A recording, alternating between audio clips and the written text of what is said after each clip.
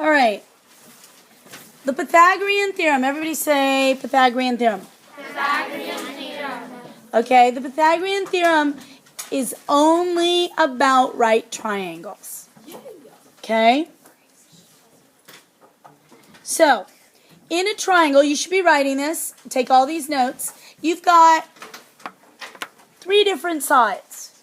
2 of the sides we call legs. And then the side that's the biggest side that's opposite the right angle is called a hypotenuse. Everybody say hypotenuse. Hypotenuse. Okay. So we've got 2 legs that touch the 90-degree angle and a hypotenuse which is across from a 90-degree angle. Okay. Questions I welcome. You know, if you have questions, feel free to raise your hand. Okay? All right, so sometimes, a lot of times in middle school, well, basically here's how it works. Whatever the measurement of the leg is, if I add it to the measurement of the other leg, what you will get will be, the square of the first leg added to the square of the second leg will be equal to the hypotenuse squared. Okay? A lot of times in middle school, we use something like, we'll call the legs A, B, and C. A and B. And they're interchangeable. Okay? We'll call the legs A and B and the hypotenuse C. Now what's interchangeable is I can call this one A or B, and I can call this one A or B. Doesn't matter. These 2 are interchangeable. What's not interchangeable is that hypotenuse. It's always going to be the C. Okay?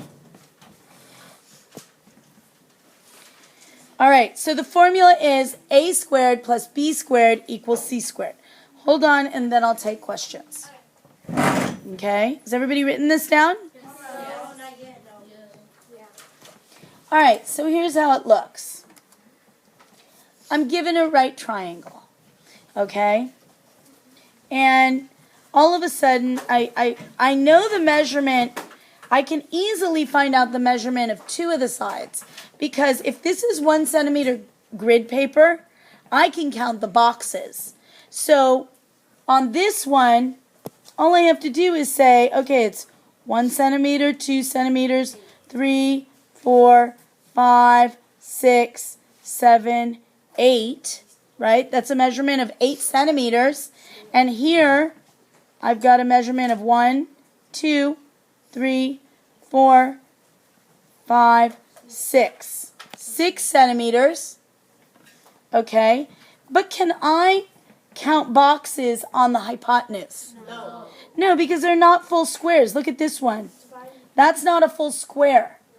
This one right here is not a full square. All right? So what I do is, which one's a leg?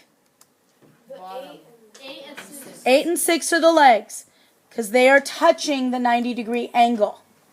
Okay? So I take my Pythagorean theorem. Given the triangle, every time you see a triangle and you're missing a side length, we use this for finding a missing side's length. Okay? I start with my Pythagorean theorem. So, what is the measure of side A? What do we want to say? 8. Yes. 8. 8 squared, and the measure of side B? 6. But they're interchangeable, so if I do it the opposite way, that's okay. Is equal to x squared. We're calling our hypotenuse right now x. Okay, so now I simplify. 6 squared is, yes, 36. and 8 squared is 64. And then I add those together. 100. Okay, so now I have 2 possible answers that will work here, right? Okay, I know that there's 2 possible answers. So what I need to do is I'm going to use properties of equality. Okay, properties of equality. I can do anything to an equation as long as I do it to both sides. Once my squared term is all alone, I notice that there's a quadratic there. So the opposite of a squared term, a quadratic, that's what a quadratic is to take the root. If I do it to one side, I have to do it to the other. Let me just do this. Yeah, right. So this is where I say, don't be rude, just root it. Okay, don't be rude, just root it. Okay, because we've never done Pythagorean Theorem. So, now, remember we said there's two possible values. So, what I get for my x is I need the absolute value. Well, I have two possible values, right, that will fit in there. So I have to account for the negative. That's why I'm saying the absolute, the positive, and the negative will work in there. We can say it's equal to 10 or negative 10. The problem here is I'm teaching this from the perspective of an algebra student because they're doing exactly the same thing today. That's why I'm telling you the absolute value. My PowerPoint might not, but when I take the square root of x, I have to account for the negative and the positive. But what do we know about distance and measurement? What were you going to say? Okay, yes. When it's going left, it's negative, and when it's sloping. So, measurement. Think about it. If I measure my foot, now it's a very small foot, okay? If it's a baby's foot, if it's an insect's foot, is it ever going to be a negative number? No, because measurement can't be negative. So in this case, we're always going to negate that negative answer. Okay? So, really, what we get is, it's equal to the negative value or the positive value, but we're always going to negate that negative value because measurement can't be negative. So x is equal to 10. Okay? Yes? Could you write it as 100 is equal to 10? Never mind. No, 100 is not equal to 10. But you could say, I want it exactly. That's why we're simplifying right underneath. What could you say? But I would like to see this. Why? The reason why you get from here to here is because you're taking the square root of both sides. This should be here, and then you go here. Yes? Our friend also told me that since it's an absolute value, it can't be negative. Well, an absolute value can be negative in there, but it will make it positive. Okay? But just know this, Pythagorean Theorem, because let me take a sidebar to what she just said. She said absolute value can't be negative. Let's say I had something like this.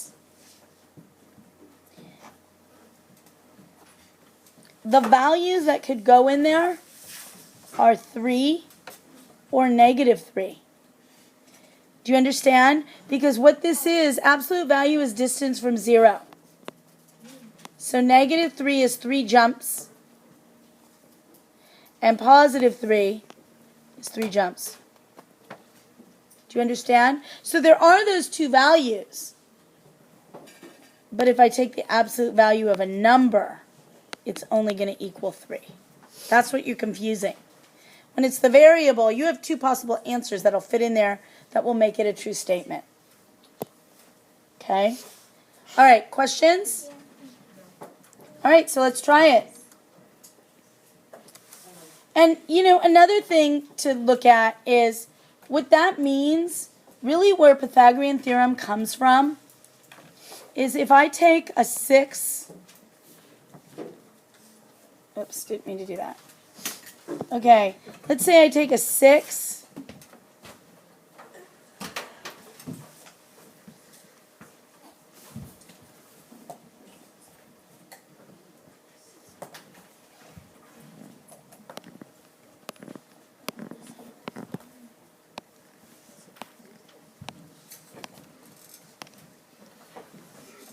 Okay, if I have a 6 by 6 square and an 8 by 8 square, do you understand?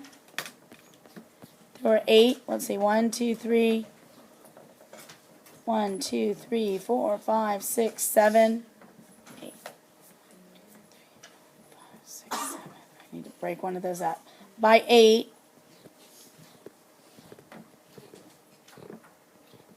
Okay. Together, when I add those together, I will get a 10 by 10, $100. Does that make sense? That's what it really means, Pythagorean theorem. If I take the square of 6 and the square of 8, it will equal the square of 10, which would be 100. All right. So on the next one, can we, if they don't give us the measurement, what is the measure of, how about this side right here? Oops. What's the measurement, Mary? 4. We have a 4 here.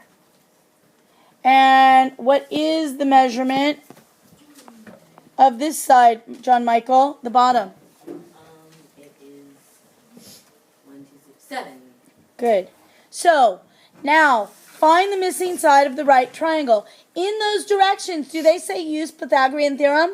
No. No, but when they say find the missing side, right triangle, your red alert should come up. Pythagorean theorem, Pythagorean theorem, Pythagorean theorem. Okay? So, your red alert Pythagorean theorem, should be going off in your head. So then what formula do I use? Ruby. A squared plus B squared equals C squared. Okay, and how do I finish this up? Why don't you guys try it this time? Go. Okay. Just get to the square root where you have one square root.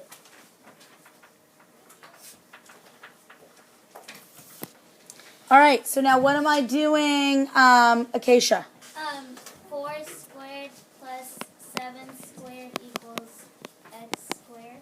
Equals x squared. And how does it simplify, Mary? It simplifies to 16 plus 49 equals x squared. And all together that makes, Grace? 65 equals x squared. Okay, so now what do I do next? What's my new rule that I always say that you said, no, you don't always say it? Sammy. You root it. Don't be rude, just root it. Everybody say it. Don't be rude, just root it. Okay, so x is about equal to, now, we're going to negate that negative value, but x is about equal to, the square root of 65 is close to what perfect squares? Romic. 64 and 81. Okay, is it closer to the 64 or closer to the 81? So that is 8. This is 9. So what are you going to estimate that at? 8.1. It's about equal to 8.1. So what we're saying is this measure. Okay? Okay, questions? Can I erase? Okay. All right. All right. Sometimes they'll give you the measurement. Sometimes you have to count it out. Okay? All right. I'm going to, let's see. I'm going to skip this one. All right. This time, what am I starting with? It says find the missing side of the right triangle. Victoria. You have the leg and the, what is it called? The hypotenuse. The leg and the hypotenuse. So I always start with, always the same thing. No. Yes. The equation. The formula. Oh. That's x a squared plus b squared is equal to c squared. Good. Okay.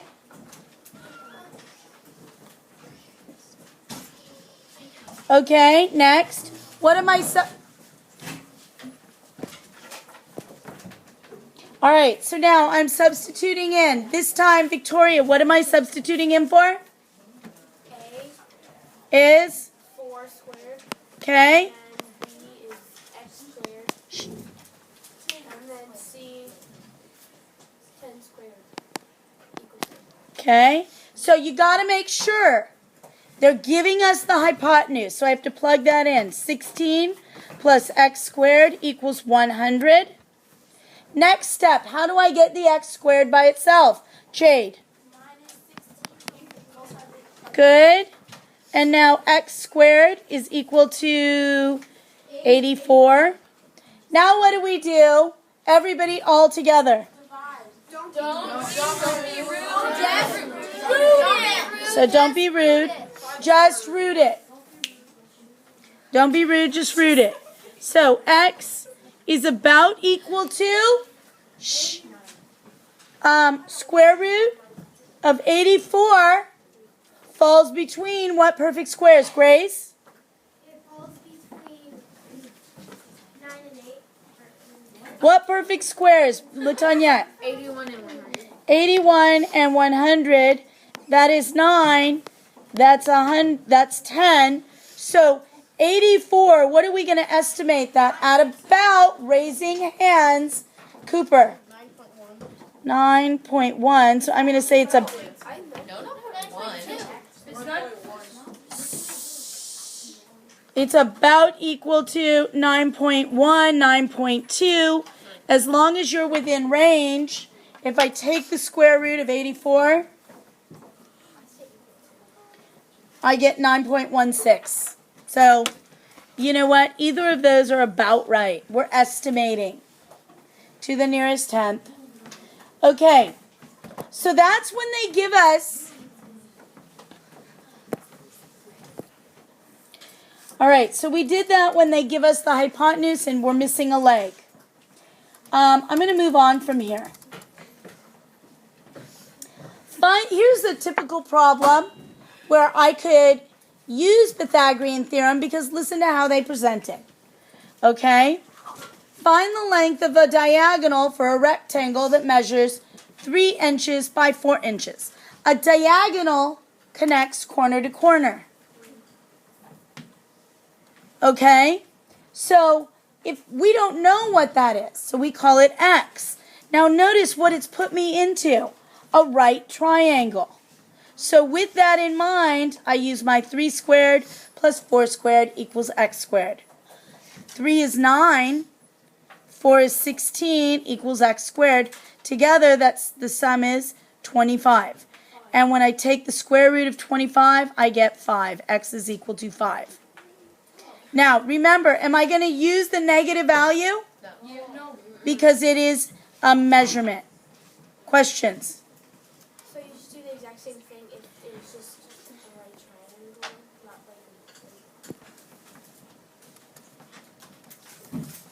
like. Okay, I'm going to move on from here. Oh, this time it says find the length of a side. That's the left. Shh. Who's of a square whose diagonal is 4.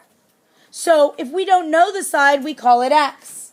If it's a square, what do I know about the other side? It's equal. It's equal. So then I have x squared plus x squared equals 4 squared. Now, x squared, that would make 2x squared. Now how do I get the x squared all alone? Ruby. You divide it each side by 2.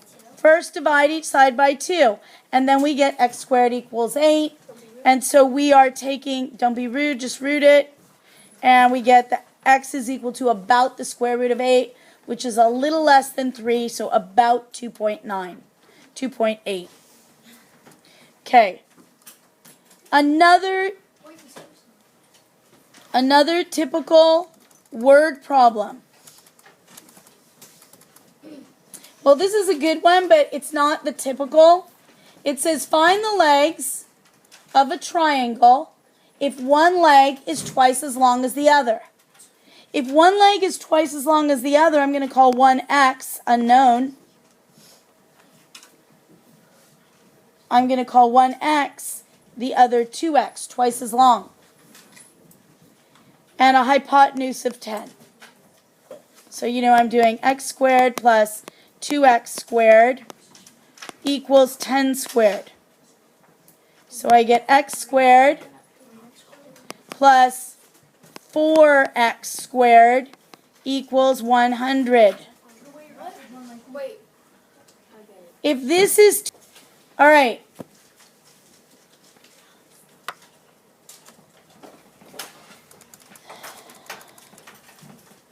If you need to take notes on this, stop the recording. And oh, you said 4.7. It's about 4.4, because. All right, this is a typical CST question where they ask you, SAT, high school exit exam, where they ask you to apply it. But they don't, again, they don't announce it. They don't announce it that, hey, it's time to use a Pythagorean theorem. Here's the situation. This is my ladder. A 12-foot ladder is leaning against a wall. Okay?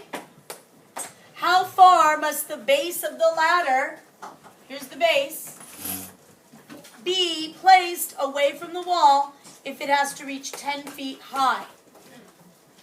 So, notice, here is the ladder. Here is the height line right here. Here is the base, and here is the ladder. Do you understand the situation?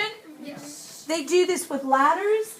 They do it with flagpoles. So if it's a flagpole and there's a guide wire that goes from the top of the pole to the ground, the wire becomes your hypotenuse, the base is the ground, and the pole is your height. So these are the two types of word problems. So again, when they give you a word problem like this, we draw it out. A 12-foot ladder leans against the wall. I'm going to draw my wall and the ground, and I'm going to draw my ladder. Okay? I'm going to draw my ladder. I'm going to label it 12. How far must the base? What's unknown, the ground or the wall? Ground. The ground is unknown, and my height is 10 feet. It says how to reach 10 feet on the wall.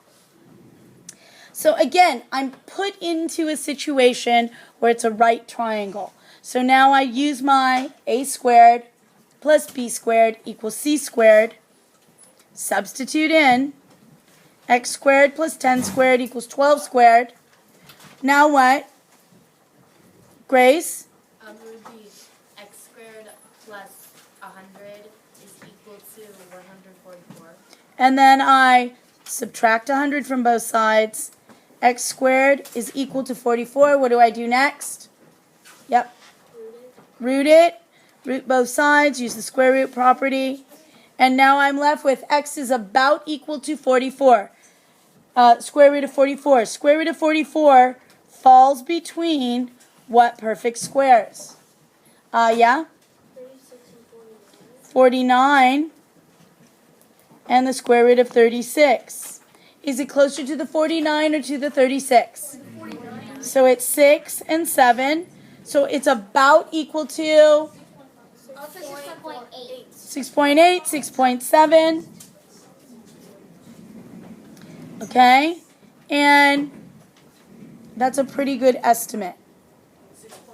6.8, 6.7. 6.9 is a little far. It's not that close to 49. If it were the square root of 48, I would say 6.9. Yeah. Read or test. All right, guide wire. Shh, look at it. Here it is. 20-foot pole. Fixed to the ground, 8 feet. And then what's unknown is my wire. So then we substitute that in. All right, there's one more piece to. All right, now the next part, which we didn't really get to handle in class. If it's a right triangle, when given the length of 3 sides, we should be able to prove, if given the length of 3 sides, we should be able to prove if it's a right triangle or not. So the converse of the Pythagorean theorem is when they give us the different lengths. Is it a right triangle? So what we would do is we would insert this into the Pythagorean theorem. A squared plus b squared equals c squared. Sorry about that. Where a is 9 squared, b is 12 squared, and c is 15 squared. 9 squared is 81, 12 squared is 144, and 15 squared is 225. When I add those up, if they are equivalent, that does in fact mean that that is in fact a right triangle. So what we're doing is proving if it's a right triangle given the lengths. Now, be careful, because look what happens when I have the next problem. I do my a squared plus b squared equals c squared, and then I do 7 squared plus 3 squared equals 5 squared. Okay? Now, think about, what am I doing wrong here? Okay? The problem is the order that they gave me the dimensions of the sides, I did not input it correctly. So basically, the biggest number is always our hypotenuse. So I have to substitute that for our c squared, not for the a squared. And if you don't substitute the biggest number for the c squared, then your problem will not work out. Okay, so I'm substituting in the 7. And now what I have is 3 squared plus 5 squared is equal to 7 squared. So now we multiply that out. 3 squared is 9, 5 squared is 25. Do they add up to 49? No, they do not. So what we have proven is that 3, 5, and 7 are not sides of a right triangle. It could be a triangle, just not a right triangle. Alright, so pause the recording and you practice. Do 1, 2, and 3. Now check your work. So I substitute in a squared plus b squared equals c squared. 6 squared plus 9 squared equals 12 squared. They're not equal, so 6, 9, and 12 are not a right triangle. 2. Make sure, put your biggest number in for your hypotenuse. 5 squared plus 12 squared equals 13 squared. You get 169 is equal to 169. So yes, 3, 5, 13, and 12 are sides of a right triangle. Number 3.